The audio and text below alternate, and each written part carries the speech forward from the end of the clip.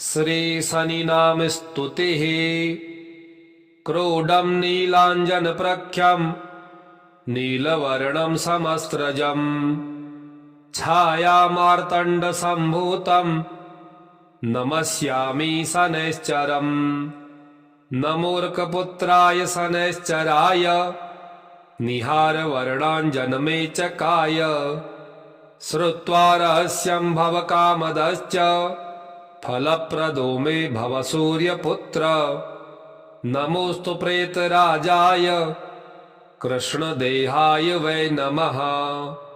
शनैश्चराय क्रूराय शुद्धबुद्धिप्रदायिने य एभिर्नामभिः स्तौति तस्य तुष्टो भवाम्यहम्।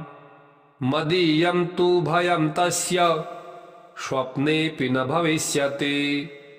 क्रोडं नीलाञ्जनप्रख्यं नीलवर्णं समस्रजं छायामार्तण्डसम्भूतं नमस्यामि शनैश्चरम्।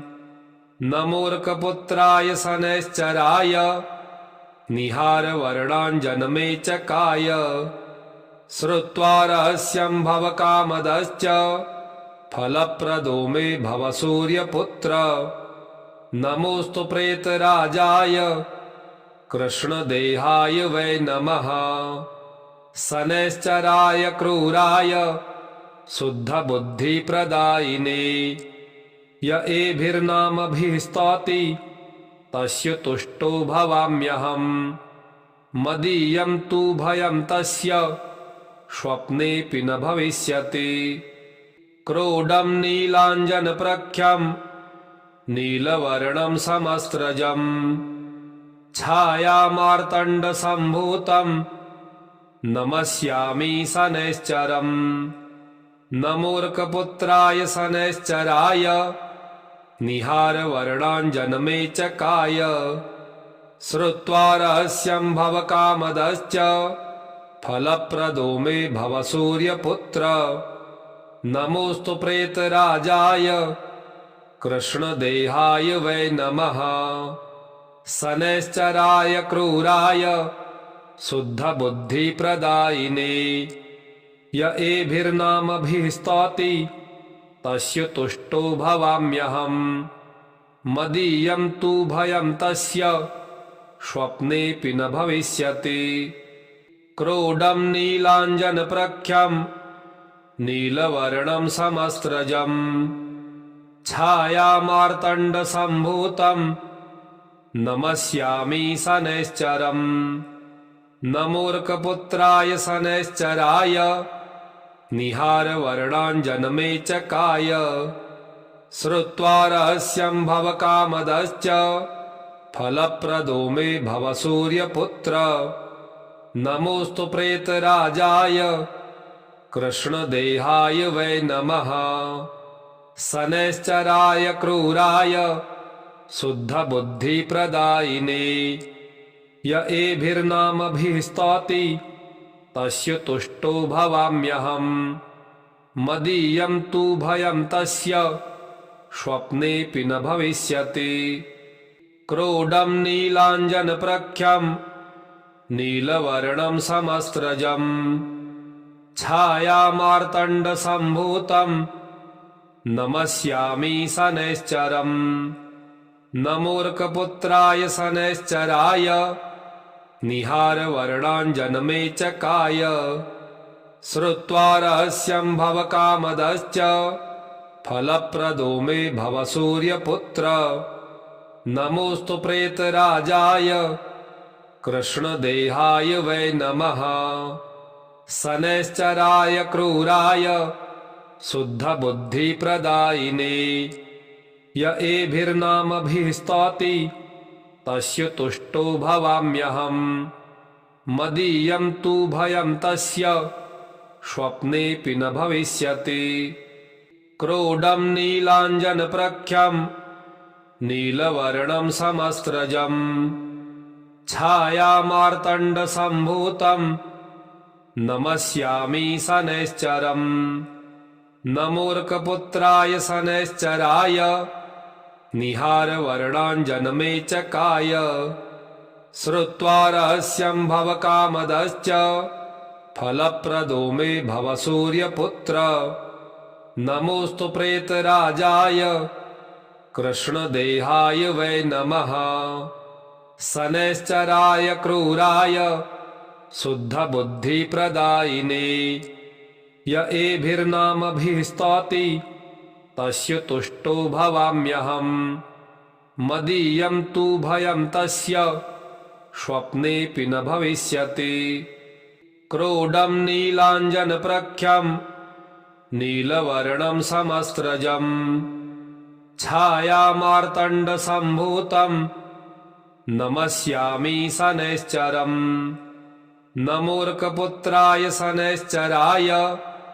निहारवर्णाञ्जनमे च काय श्रुत्वा रहस्यं भवकामदश्च फलप्रदो मे भव सूर्यपुत्र नमोऽस्तु प्रेतराजाय कृष्णदेहाय वै नमः शनैश्चराय क्रूराय शुद्धबुद्धिप्रदायिने य एभिर्नामभिः स्तौति तस्य तुष्टो भवाम्यहम् मदीयं तु भयं तस्य स्वप्नेऽपि न भविष्यति क्रोडं नीलाञ्जनप्रख्यं नीलवर्णं समस्रजम् छायामार्तण्डसम्भूतं नमस्यामि शनैश्चरम् नमोऽर्कपुत्राय शनैश्चराय निहारवर्णाञ्जनमे च काय श्रुत्वा रहस्यं भवकामदश्च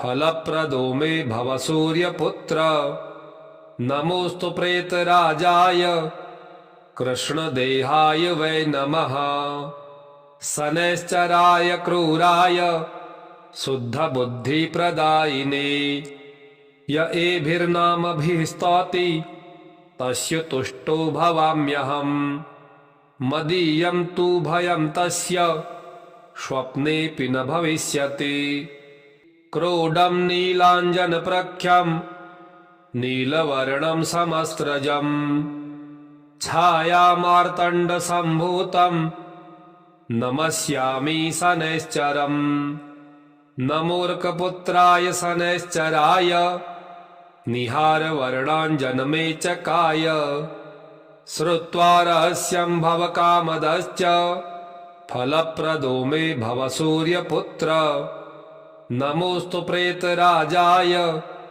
कृष्णदेहाय वै नमः शनैश्चराय क्रूराय शुद्धबुद्धिप्रदायिने य एभिर्नामभिः स्तौति तस्य तुष्टो भवाम्यहम् मदीयं तु भयं तस्य स्वप्नेऽपि न भविष्यति क्रोडं नीलाञ्जनप्रख्यं नीलवर्णं समस्रजम् छायामार्तण्डसम्भूतं नमस्यामि शनैश्चरम् नमोऽर्कपुत्राय शनैश्चराय निहारवर्णाञ्जनमे च काय श्रुत्वा रहस्यं भवकामदश्च फलप्रदो मे भव सूर्यपुत्र नमोऽस्तु प्रेतराजाय कृष्णदेहाय वै नमः शनैश्चराय क्रूराय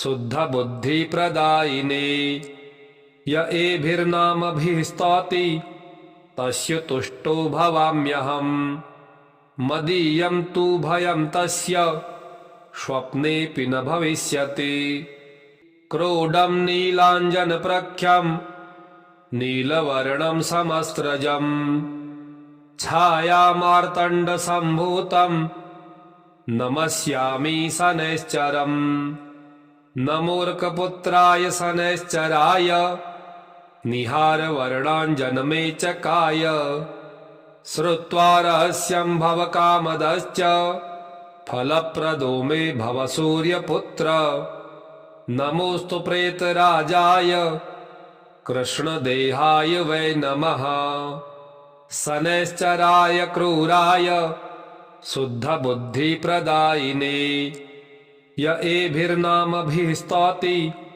तस्य तुष्टो भवाम्यहम् मदीयं तु भयं तस्य स्वप्नेऽपि न भविष्यति क्रोडं नीलाञ्जनप्रख्यं नीलवर्णं समस्त्रजम् छायामार्तण्डसम्भूतं नमस्यामि शनैश्चरम् नमोऽर्कपुत्राय शनैश्चराय निहारवर्णाञ्जनमेचकाय श्रुत्वा रहस्यं भवकामदश्च फलप्रदो मे भव सूर्यपुत्र नमोऽस्तु प्रेतराजाय कृष्णदेहाय वै नमः शनैश्चराय क्रूराय शुद्धबुद्धिप्रदायिने य एभिर्नामभिः स्तौति तस्य तुष्टो भवाम्यहम् मदीयं तु भयं तस्य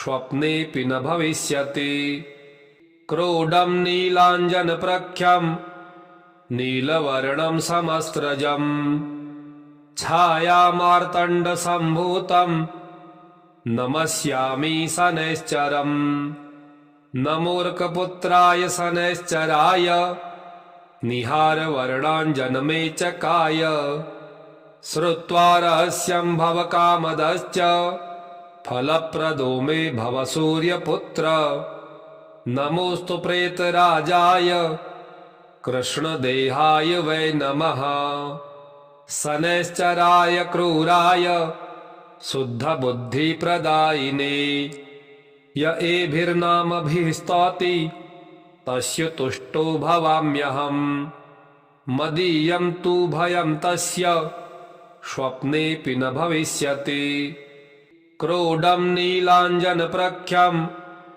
नीलवर्णं समस्त्रजम् छायामार्तण्डसम्भूतं नमस्यामि शनैश्चरम् नमोऽर्कपुत्राय शनैश्चराय निहारवर्णाञ्जनमेचकाय श्रुत्वा रहस्यं भवकामदश्च फलप्रदो मे भव सूर्यपुत्र नमोऽस्तु प्रेतराजाय कृष्णदेहाय वै नमः शनैश्चराय क्रूराय शुद्धबुद्धिप्रदायिने य एभिर्नामभिः स्तौति तस्य तुष्टो भवाम्यहम् मदीयं तु भयं तस्य स्वप्नेऽपि न भविष्यति क्रोडं नीलाञ्जनप्रख्यं नीलवर्णं समस्त्रजम् छायामार्तण्डसम्भूतं नमस्यामि शनैश्चरम् नमोऽर्कपुत्राय शनैश्चराय निहारवर्णाञ्जनमेचकाय श्रुत्वा रहस्यं भवकामदश्च फलप्रदो मे भव सूर्यपुत्र नमोऽस्तु प्रेतराजाय कृष्णदेहाय वै नमः शनैश्चराय क्रूराय शुद्धबुद्धिप्रदायिने य एभिर्नामभिः स्तौति तस्य तुष्टो भवाम्यहम् मदीयं तु भयं तस्य स्वप्नेऽपि न भविष्यति क्रोडं नीलाञ्जनप्रख्यं नीलवर्णं समस्त्रजम् छायामार्तण्डसम्भूतं नमस्यामि शनैश्चरम् नमोऽर्कपुत्राय शनैश्चराय निहारवर्णाञ्जनमेचकाय श्रुत्वा रहस्यं भवकामदश्च फलप्रदो मे भव सूर्यपुत्र नमोऽस्तु प्रेतराजाय कृष्णदेहाय वै नमः शनैश्चराय क्रूराय शुद्धबुद्धिप्रदायिने य एभिर्नामभिः स्तौति तस्य तुष्टो भवाम्यहम् मदीयं तु भयं तस्य स्वप्नेऽपि न भविष्यति क्रोडं नीलाञ्जनप्रख्यं नीलवर्णं समस्त्रजम् छायामार्तण्डसम्भूतं नमस्यामि शनैश्चरम् न मूर्खपुत्राय शनैश्चराय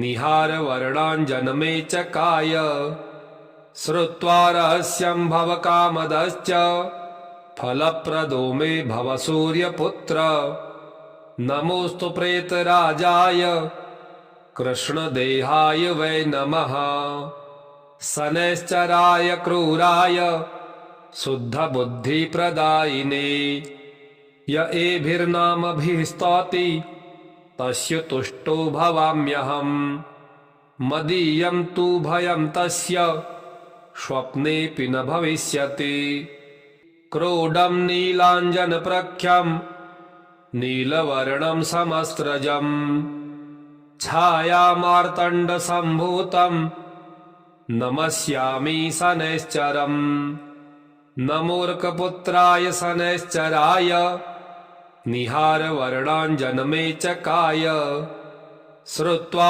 रहस्यं भवकामदश्च फलप्रदो मे भव सूर्यपुत्र नमोऽस्तु प्रेतराजाय कृष्णदेहाय वै नमः शनैश्चराय क्रूराय शुद्धबुद्धिप्रदायिने य एभिर्नामभिः स्तौति तस्य तुष्टो भवाम्यहम् मदीयं तु भयं तस्य स्वप्नेऽपि न भविष्यति क्रोडं नीलाञ्जनप्रख्यं नीलवर्णं समस्त्रजम् छायामार्तण्डसम्भूतं नमस्यामि शनैश्चरम् न मूर्खपुत्राय शनैश्चराय निहारवर्णाञ्जनमेचकाय श्रुत्वा रहस्यं भवकामदश्च फलप्रदो मे भव सूर्यपुत्र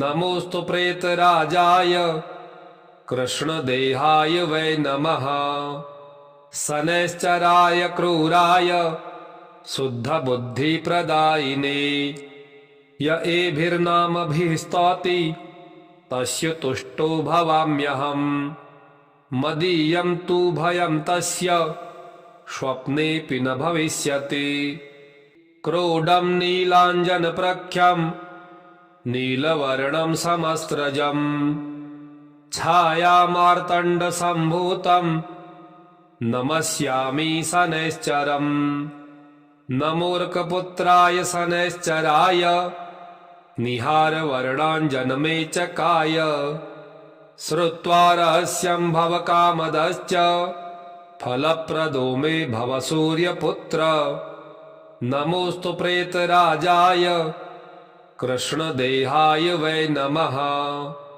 शनैश्चराय क्रूराय शुद्धबुद्धिप्रदायिने य एभिर्नामभिः स्तौति तस्य तुष्टो भवाम्यहम् मदीयं तु भयं तस्य स्वप्नेऽपि न भविष्यति क्रोडं नीलाञ्जनप्रख्यं नीलवर्णं समस्त्रजम् छायामार्तण्डसम्भूतं नमस्यामि शनैश्चरम् न मूर्खपुत्राय शनैश्चराय निहारवर्णाञ्जनमेचकाय श्रुत्वा रहस्यं भवकामदश्च फलप्रदो मे भव सूर्यपुत्र नमोऽस्तु प्रेतराजाय कृष्णदेहाय वै नमः शनैश्चराय क्रूराय